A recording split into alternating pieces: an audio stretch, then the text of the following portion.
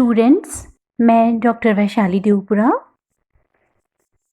Second year BA के students के Indian political system second paper के अध्ययन से संबंधित हूँ। हम लोग बच्चों प्रेसिडेंट पढ़ रहे हैं जो आपकी थर्ड यूनिट का टॉपिक है।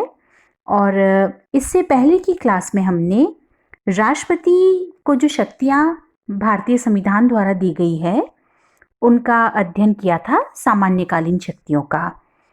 पूर्व में आपको मैंने बताया था कि अध्ययन की सुविधा की दृष्टि से भारत के राष्ट्रपति की शक्तियों का विभाजन दो प्रकार से किया गया है। एक तो है सामान्यकालीन शक्तियाँ और दूसरा है संकटकालीन या आपातकालीन शक्तियाँ। आज हम लोग पढ़ेंगे राष्ट्रपति की आपातकालीन शक्तियाँ अथवा अधिकार। संकट की स्थिति का सामना करने के लिए संविधान द्वारा राष्ट्रपति को कुछ विशेष प्रकार की शक्तियां प्रदान की गई है।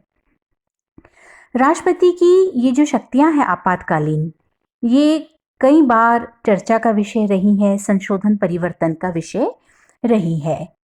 1975 में इमरजेंसी के टाइम में 42वें संवैधानिक संशोधन के आधार पर संकटकालीन प्रावधानों को और अधिक कठोर बनाया गया।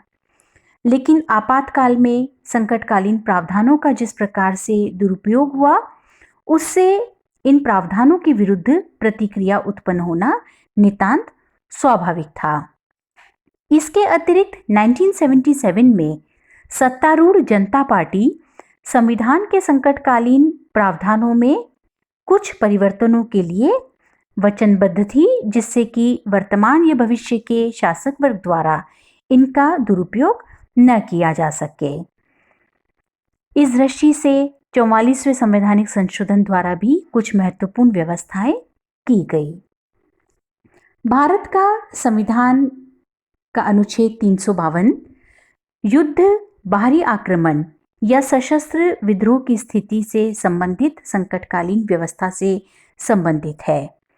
मूल संविधान के अनुच्छेद 352 में व्यवस्था थी कि यदि राष्ट्रपति को अनुभव हो कि युद्ध, बाहरी आक्रमण या आंतरिक अशांति के कारण भारत या उसके किसी भाग की शांति व्यवस्था नष्ट होने का भय है, तो यथार्थ रूप से इस प्रकार की परिस्थिति उत्पन्न होने की आशंका होने पर राष्ट्रपति संकटकालीन व्यवस्था की घोषणा कर सकता था। संसद की स्वीकृति के बिना भी यह 2 माह तक लागू रहती और संसद से स्वीकृत हो जाने पर शासन इसे जब तक लागू रखना चाहता रख सकता था। 44वें संवैधानिक संशोधन के बाद व्यवस्था में कुछ परिवर्तन हुआ। इस प्रकार का आपातकाल युद्ध, बाहरी आक्रमण या सशस्त्र विद्रोह अथवा इस प्रकार की आशंका होने पर ही डिक्लेयर किया जा सकेगा। केवल आंतरिक अशांति के नाम पर आपातकाल घोषित नहीं किया जा सकता। राष्ट्रपति द्वारा अनुच्छेद 352 में आपातकाल की घोषणा तभी हो सकेगी जब मंत्रिमंडल लिखित रूप में राष्ट्रपति को ऐसा परामर्श दे। घोषणा के 1 माह के अंदर संसद के विशेष बहुमत से इसकी स्वीकृति आवश्यक होगी और इसे लागू रखने के लिए प्रति 6 माह बाद स्वीकृति आवश्यक होगी। लोकसभा में उपस्थित और मतदान में भाग लेने सदस्यों के साधारण बहुमत से आपातकाल की घोषणा समाप्त की जा सकती है। आपातकाल पर विचार हेतु लोकसभा की बैठक लोकसभा के 1/10 सदस्यों की मांग पर अनिवार्य रूप से बुलाई जाएगी। राष्ट्रपति द्वारा की गई संकटकालीन घोषणा को न्यायालय में चुनौती दी जा सकती है। राष्ट्रपति द्वारा अनुच्छेद 352 के अधीन संकट की घोषणा पूरे देश के किसी एक या कुछ भागों के लिए की जा सकती है। इस घोषणा के लागू रहने के समय में 19वें अनुच्छेद द्वारा, हमने बच्चों पढ़ा था मूल अधिकार, उसमें हमने अनुच्छेद 19 में जो 6 स्वतंत्रताएं दी जाती है उसके बारे में हमने अध्ययन किया था। तो वो जो 6 स्वतंत्रताएं हैं वो स्थगित की जा सकती हैं। मूल संविधान में यह व्यवस्था थी कि संकट काल के समय नागरिक अपने मौलिक अधिकारों की रक्षा के लिए न्यायालय की शरण नहीं ले सकेंगे। लेकिन 44वें संवैधानिक संशोधन के आधार पर व्यवस्था की गई कि आपातकाल में भी व्यक्ति के जीवन और शारीरिक स्वाधीनता के अधिकार को समाप्त या सीमित नहीं किया जा सकेगा। इसके अतिरिक्त अन्य अधिकारों की रक्षा के लिए नागरिक न्यायालय की शरण नहीं ले सकेंगे। राष्ट्रपति इस संकट काल के समय संसद को राज्य सूची के विषयों पर भी कानून बनाने का अधिकार दे सकता है। राष्ट्रपति केंद्र और राज्यों के बीच आय के वितरण में भी परिवर्तन कर सकता है।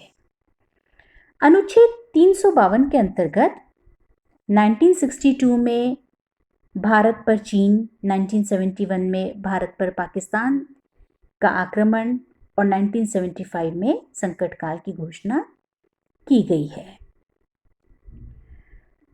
राष्ट्रपति की आपातकालीन शक्तियों के अंतर्गत जो दूसरी व्यवस्था है वह है राज्यों में संवैधानिक तंत्र के विफल होने से उत्पन्न संकटकालीन अवस्था में राष्ट्रपति जो आपातकाल लगा सकते हैं। संविधान के द्वारा संघीय सरकार को यह उत्तरदायित्व सौंपा गया है कि वह देखे कि प्रत्येक राज्य की सरकार संविधान के उपबंधों के अनुसार चलाई जा रही है या नहीं। अनुच्छेद 356 के अनुसार राष्ट्रपति को राज्यपाल के प्रतिवेदन पर या अन्य किसी प्रकार से यदि समाधान हो जाए कि ऐसी परिस्थिति पैदा हो गई है कि राज्य का शासन संविधान के उपबंधों के अनुसार नहीं चलाया जा रहा है, तो वह संकट काल की घोषणा कर सकता है। संसद के द्वारा एक बार प्रस्ताव पास कर राज्य में 6 माह के लिए राष्ट्रपति शासन लागू किया जा सकता है। 44वें संवैधानिक संशोधन से पहले राज्य में राष्ट्रपति शासन की अधिकतम अवधि 3 वर्ष थी, लेकिन इस व्यवस्था में परिवर्तन हुआ कि राज्य में राष्ट्रपति शासन के 1 वर्ष की अवधि के बाद इसे और अधिक समय तक यदि जारी रखना है तो प्रस्ताव संसद द्वारा पारित होगा। जबकि इस प्रकार का प्रस्ताव पारित किए जाने के समय अनुच्छेद 352 के अंतर्गत संकट काल लागू हो और चुनाव आयोग यह प्रमाणित कर दे कि वर्तमान समय में राज्य में चुनाव करवाना संभव नहीं है। किसी भी परिस्थिति में 3 वर्ष के बाद जो प्रेसिडेंट रूल है वह लागू नहीं रहेगा। इस परिस्थिति में राष्ट्रपति यह घोषित कर सकता है कि राज्य की कानून निर्माण की शक्ति का प्रयोग केंद्रीय संसद करेगी। राष्ट्रपति राज्यपाल सहित राज्य के किसी भी अधिकारी की शक्तियों को अपने हाथ में ले सकता है।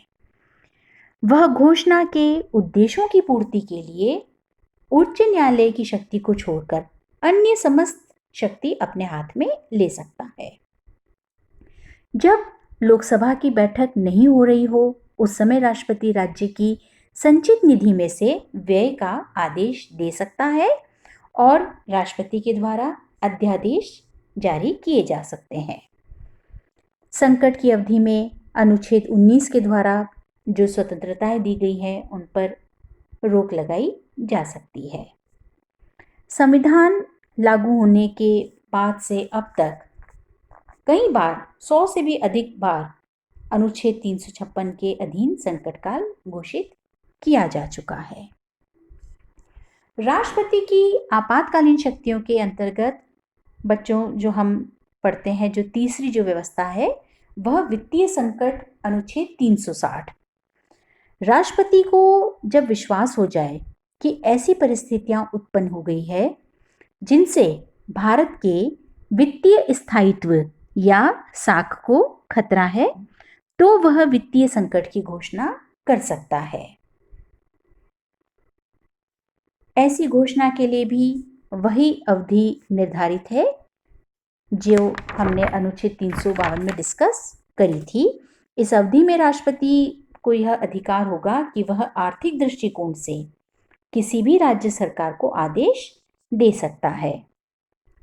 संघ तथा राज्य सरकार के अधिकारियों के वेतन में जिनमें सुप्रीम कोर्ट, हाई कोर्ट के जजेस भी शामिल है, उनमें कमी की जा सकती है। राष्ट्रपति राज्य सरकारों को इस बात के लिए बाध्य कर सकता है कि राज्य के समस्त वित्त विधेयक उसकी स्वीकृति के लिए प्रस्तुत किए जाएं। संघ की कार्यकारिणी राज्य की कार्यकारिणी को शासन संबंधी आवश्यक आदेश दे सकती है और राष्ट्रपति केंद्र तथा राज्यों के बीच धन संबंधी बंटवारे में आवश्यक परिवर्तन कर सकते हैं। देश में वित्तीय संकट लागू करने का अवसर नहीं उत्पन्न हुआ है। भारत का संविधान राष्ट्रपति को आपातकालीन शक्तियां देता है, लेकिन राष्ट्रपति की संकटकालीन शक्तियां कई बार आलोचना का विषय रही है। H.V. कामथ ने संविधान सभा में कहा, जिस दिन यह व्यवस्था स्वीकार हुई थी उस दिन, कि यह शर्मनाक दिन है, ईश्वर भारतीयों की रक्षा करे। इसका मतलब बहुत कटु आलोचनाएं की गई है आपातकालीन शक्तियों को लेकर, क्योंकि कुछ आलोचकों का मानना था कि इस व्यवस्था से राष्ट्रपति तानाशाह बन सकता है। जो संविधान द्वारा भारत को संघात्मक शासन व्यवस्था जो स्थापित की गई है, उस संघात्मक रूप का अंत होता है इस व्यवस्था से। राज्यों में विरोधी दलों की सरकारों का दमन संभव है। आपातकालीन शक्तियों से राज्यों की वित्तीय स्वायत्तता समाप्त होती है और जो मूल अधिकार है वे भी अर्थहीन हो जाते हैं, क्योंकि संकट काल में इन अधिकारों को समाप्त करने की जो व्यवस्था है आलोचकों के अनुसार वह प्रजातंत्र के लिए घातक है।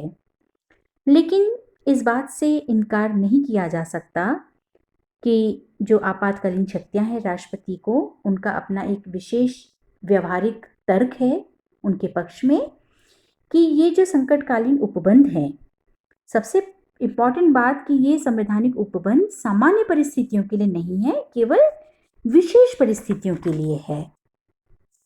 और यह बात निर्विवाद रूप से सत्य है कि संकट काल में व्यक्ति की पूर्ण राजभक्ति की अधिकारिणी केंद्रीय सरकार हो सकती है, राज्य सरकारें नहीं। ये उपबंध संघात्मक व्यवस्था को समाप्त नहीं करते, केवल सीमित करते हैं, और जब स्थितियां सामान्य हो जाती है तो पुनः जो व्यवस्था है वह सामान्य स्थिति को प्राप्त कर लेती है। राष्ट्रपति या कोई अन्य पदाधिकारी तानाशाह नहीं बन सकता, और क्योंकि जो 44वां संवैधानिक संशोधन है उसमें कुछ ऐसी व्यवस्थाएं की गई है कि राष्ट्रपति जो है वो डिक्टेटर नहीं बन पाएगा। संकट काल में नागरिक अधिकारों की अपेक्षा राज्य की सुरक्षा अधिक महत्वपूर्ण होती है, इसलिए जो मूल अधिकारों के स्थगन की बात है वो कुछ तार्किक प्रतीत नहीं होती। सशस्त्र विद्रोह या वित्तीय संकट की स्थिति भी भयावह है,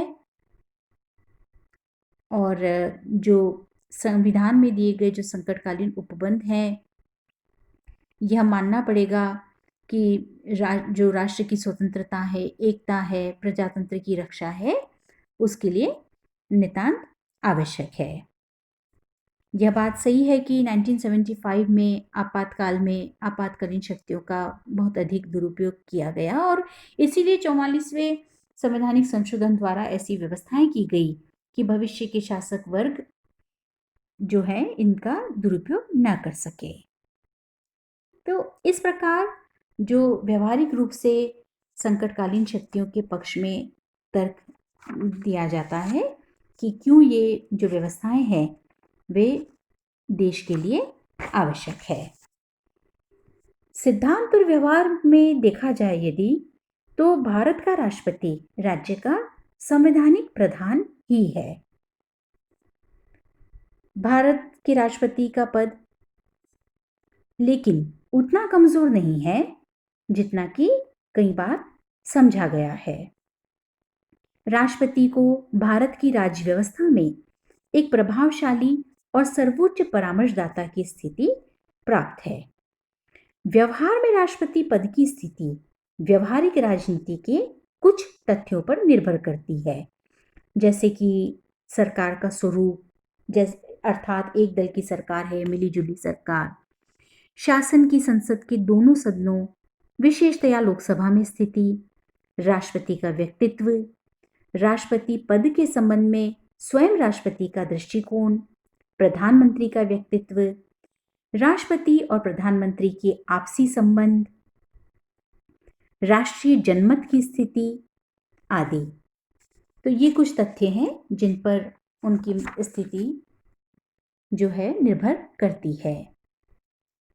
इस प्रकार हम कह सकते हैं कि राष्ट्रपति भारत राज्य का संवैधानिक प्रधान है, लेकिन राष्ट्रपति का पद बहुत ही गरिमापूर्ण है और उसकी मजबूत स्थिति राजनीति के कई वास्तविक तथ्यों पर निर्भर करती है।